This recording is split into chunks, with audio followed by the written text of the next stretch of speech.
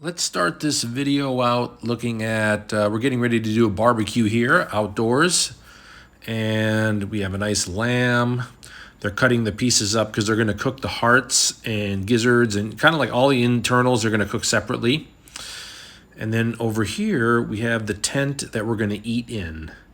And this was filmed at a time when it was quite cold in Saudi. This was during the heart of winter. So they had a fire burning inside, and it actually made the tent very warm. It was wonderful. But this is where we relax and eat.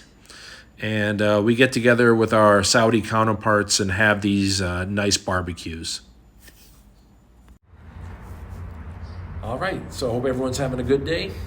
We're going to talk a little bit about what not to bring when you're coming out. After years of military contracting overseas, and I'm getting ready to retire, I thought I would pass on the information that I learned over years of working abroad to inspire others to reach out, check out the world, see the jobs that are overseas, and learn something about yourself.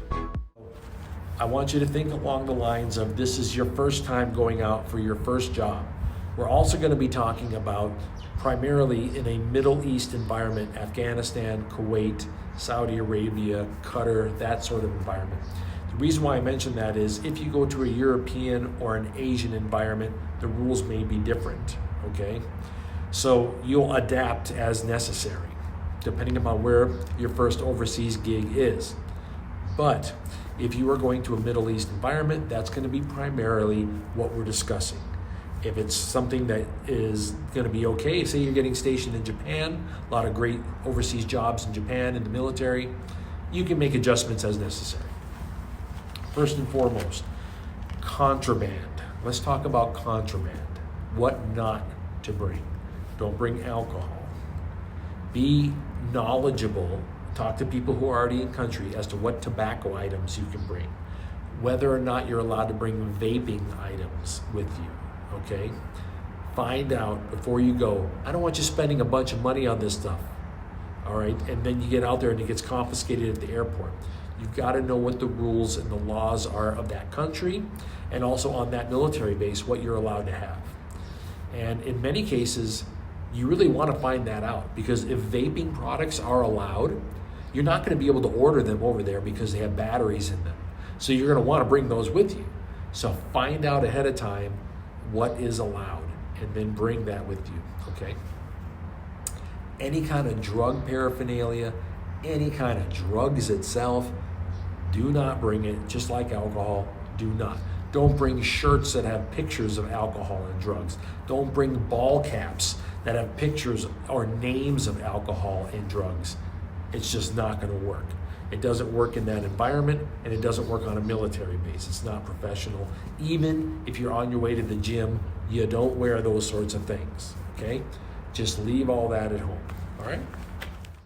You want to make sure you don't have any type of lewd photographs, lewd material, anything like that. Don't bring it, all right? Don't bring magazines and DVDs and that sort of things of lewd material. It's not going to be acceptable on base. It's not going to be acceptable in those countries. And in some countries, it's illegal and it could get you arrested. So you don't want to have that on you at all. All right? Another thing is, if you don't have authorization to bring a certain prescription in, do not bring it. Don't bring any types of prescriptions that you don't have authorization for. Don't bring any type of unlabeled pills. Don't bring any kind of unopened pills. So when I came out here, I brought some men's vitamins with me. And to be honest, they're available right here at the exchange. I shouldn't have even brought them. I could just buy a bottle right here on base. But I brought a bottle of men's vitamins with me. They were sealed, okay? Everything that you bring, you want to make sure it's sealed. But don't bring anything that's not labeled. Don't just bring any random pills. It's going to get confiscated. All right, and it's not going to look good on you. All right. Okay, I want you to think that you're going to be living in an environment that's going to be small.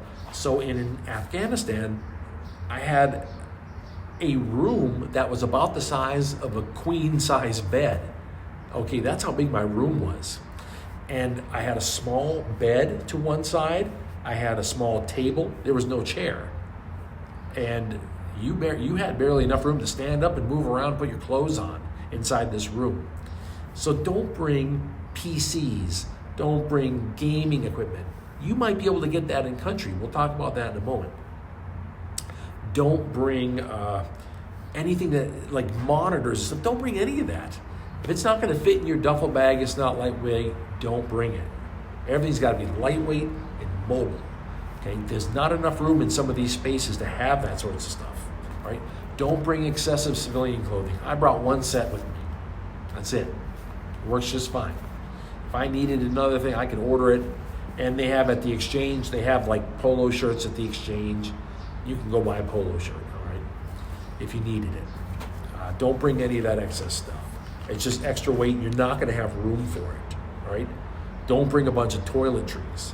You can just buy them at the exchange at the base, all right? Don't bring colognes. That stuff is just going to break. It's going to destroy your clothing when you're in transit. Don't bring that. You don't need it, all right? Don't bring a bunch of candy. Don't bring food. When you're coming over here, that stuff's just going to melt. It's going to break in your bag. It's going to destroy all your clothing. Then you got to buy all new clothing. Don't bring chocolate. Don't bring all that stuff over here. You can get it when it's here. You just go to the exchange and you buy it. That was one of the things about Afghanistan, was when the hot months came, everybody went and made sure they bought all their chocolate because it wasn't going to be able to get there. But they had it. They had it all there. You just buy it, and then you were set to go for the hotter months. Okay, talk to your company as to what you need to bring for tools.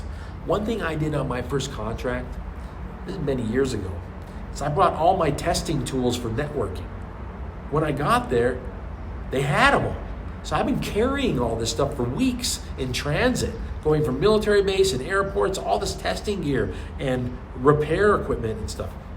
And when I got there, they had all that. They said, look, we just needed you. We didn't need all these tools. You brought all this stuff. We have all this stuff. And if there was anything that you wanted, you could put a request in and say, you don't have this. And they're like, is that going to help your job? I say, yeah, it's going to help my job. Okay, we'll order it for you. Because it's going to stay. When you leave, it will stay, and the next technician's going to use it. So don't bring any tools that you haven't already talked to them. Find out if they have it on site. And that saves you a lot of weight. And you don't have to carry that around an airport and out to the flight line over and over again, all right? Don't bring any types of weapons at all. No knives, certainly no firearms, nothing like that. You don't need them, you don't want them. They're just going to get you in trouble. Don't bring some martial art items or something. No, none of that, okay? The most that I had is I had a multi-tool when I came out. I still have it to this day. It has been fantastic for years. That's the only blade I've ever needed. And it goes in my duffel bag when I'm doing a major transit. So it goes through checked luggage, okay? Don't bring any type of jewelry. Don't bring expensive jewelry. I mean, if you have a small chain, maybe, but for the most part, honestly, don't bring jewelry, diamonds, gold, silver, expensive things. They make you a target in town. They make you a target on the military base for theft. Don't bring those types of things. You don't need any of that. Don't bring a bunch of cash. You don't need that much cash here. Enough to get you through transit, maybe, and already broken down. Don't bring $100 bills, maybe 20s and 10s, 5s, things that you might need just for transit situations. But when you get on base, you're going to get what's called an Eagle card or something along those lines that is connected to your bank account, and you'll be able to use that on base to go to the exchange and make purchases. So don't bring a bunch of cash. It's just, again, something that you have to worry about getting stolen. And you don't want those kind of concerns and worries, okay? Okay, that gives you a good breakdown of what not to bring when you're coming out here. I recommend that you talk to individuals that are already in country. And what you're going to do is before you fly out, you're going to be talking to your supervisor anyhow. Ask your supervisor a few questions. Send them some bullet points. 1, 2, 3, send him. Should I bring this? Should I bring that? He'll answer your questions. Or he'll connect you with whoever it is that you're changing places with, okay? Ask them, what should I bring? Is there any tools, anything that you suggest that I have? They'll answer your questions, okay?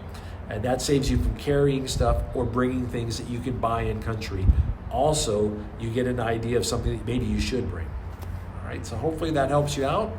And so this was a 2-part series. We had the series earlier, the video about what to bring. This was items, contraband, and items that you just don't need not to bring. All right, and the sun is coming up. We're making these videos early before the sun comes up. It gets to be about 108, 110 degrees every day right now, this time of year in Saudi. So I hope that you're enjoying the series, and also leave comments if there's something in specific that you'd like me to talk about. Have yourself a good day. All right, bye.